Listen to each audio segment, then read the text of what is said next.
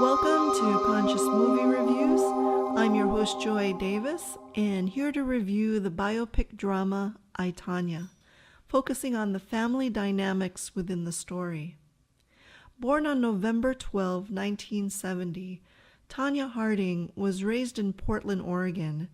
Her special interest in ice skating was considered obsessive by her abusive mother, LaVonya Golden, so she was enrolled in lessons taught by coach Diane Rawlinson. Since the age of 4, Tonya proved she was gifted in the rink, beating out girls much older than her at competitions. LaVonya toughened her young daughter to be a champion in a toxic way through constant put-downs, beatings, and sabotage. This fueled Tonya's anger to be a fierce competitor, worthy of earning Olympic gold. By naming the movie I, Tonya, the director drew parallels to the classic novel I, Claudius that reads like an autobiographical account of Roman Emperor Claudius assuming the throne through violent crimes committed by his family, just like Tonya's mother and husband working behind the scenes for her to win at all costs. Both stories blurred the lines between historical truth and fiction.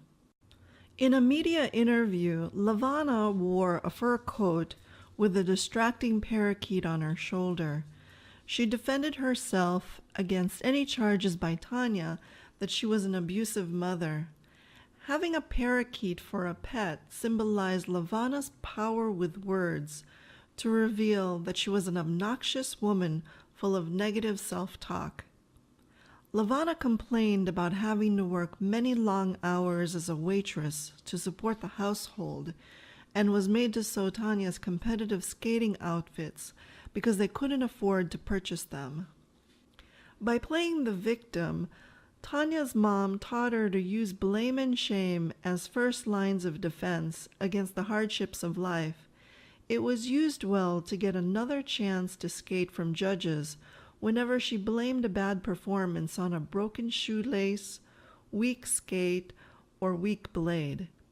When you're charged with being a co-conspirator to a crime, the blame card came in handy for Tonya to use as self-defense before the media and public, her true court of judgment. Labeled as poor white trash, it only perpetuated the poverty consciousness that Tonya suffered. It wasn't so much about a lack of money, but a spiritual depravity from lack of self-worth to believe that she's not good enough. By not feeling whole within, she formed a codependent relationship with Jeff Gillooly to be needy of his love and attention. Many of us are given clues along the way to discover our true life purpose with specific issues to work through. For Tonya, they were hard lessons about establishing a stable and secure foundation and achieving her goals through a mutually supportive network. Being born with a tremendous talent for skating was fitting because of Tonya's need for stability as a running theme throughout her life. The sport requires great balance in making moves to land solidly on a foundation. She proved herself to be masterful at this by being the first female skater to do the triple axel in 1991. But what she needed most was inner stability from the chaos of those around her. And when Tonya's hard-drinking mother kicked her chair to fall off, she was imprinting a strong message on a subconscious level that any attempt at needing support would be sabotaged, so don't count on it. Because Tonya had a long-held belief that she was undeserving of support, she became fatally attracted to Jeff Gillooly to wind up in an abusive marriage and had her reputation destroyed by the lying media. By putting up with her husband's abuses, Tonya failed to learn that if it hurts, it isn't love. Not getting what we want hurts. Love does not hurt, it expands it. Sometimes when our heart expands, it can feel a bit like hurt, but its poignancy, the richness of our heart growing in love and appreciation. This is according to Chuck Spezzano, of the psychology of vision. Healthy relationships stem from having an authentic relationship with yourself and others. Being in the company of Shawn Eckhardt as a self-appointed bodyguard and wannabe specialist in counterterrorism reflected her double life.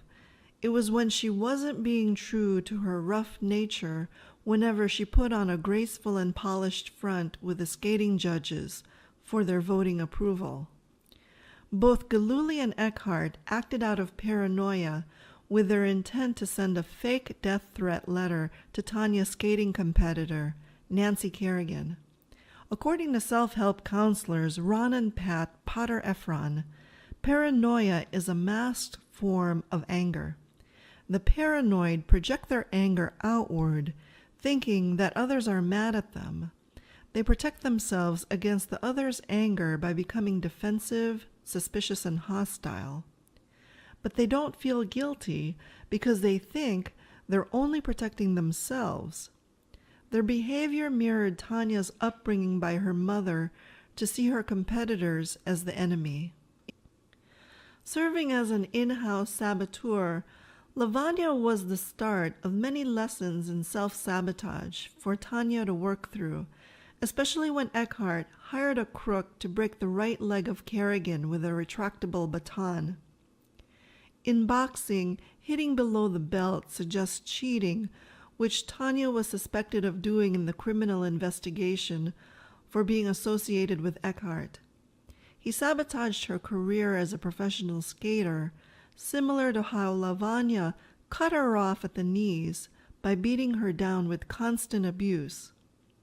Tonya surrendered during the 1994 Winter Olympics when the laces of her skating shoe broke, then cried before the judges about it as if to say, "I surrender to being beat.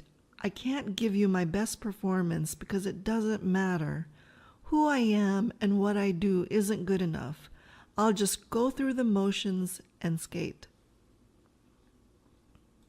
Tonya would in turn smash convention, like hitting the skating establishment with a baton to dismantle institutional elitist thinking that skaters be judged more on aesthetics than athletics.